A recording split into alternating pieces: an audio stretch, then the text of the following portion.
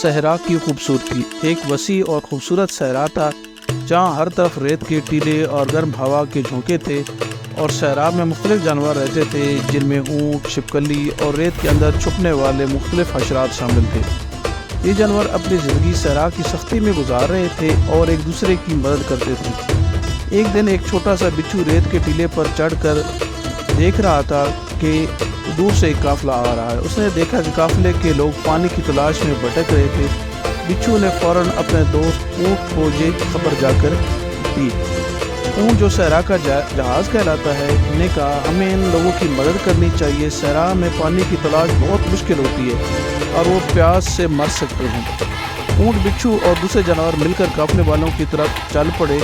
جب وہ قافلے والوں کے قریب پہنچے تو انہوں نے قافلے والوں کو کہا کہ ہم تمہیں پانی کی تلاش میں مدد کر سکتے ہیں اور تمہیں ایک پانی کے چشمے کی طرف لے کے جا سکتے ہیں جو کہ قریب ہی ہے۔ قافلے کے لوگ بہت خوش ہوئے اور اونٹ کی رہنمائی میں چل دیے۔ راستے میں بچھو نے چھپکلی اور دوسرے حشرات کو بھی بلایا تاکہ وہ راستہ دکھانے میں ان کی مدد کرے۔ سب جانوروں نے مل کر قافلے والوں کے پانی کے چشمے تک جانے میں مدد کی۔ جب قافلے کے لوگ پانی پینے لگے تو انہوں نے جانوروں کا شکریہ ادا کیا کہ انہوں نے ان کی جان بچائی۔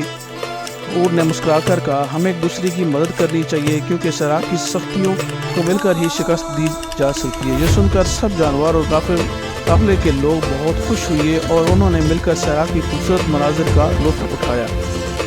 اس کہانی سے ہمیں یہ اخلاقی سبق ملتا ہے کہ ہمیں ہمیشہ ایک دوسرے کی مدد کرنی چاہیے، خاص طور پر جب حالات مشکل ہوں۔ مدد کرنا اور تعاون کرنا ہی اصول انسانیت ہے۔ شکریہ، اللہ حافظ۔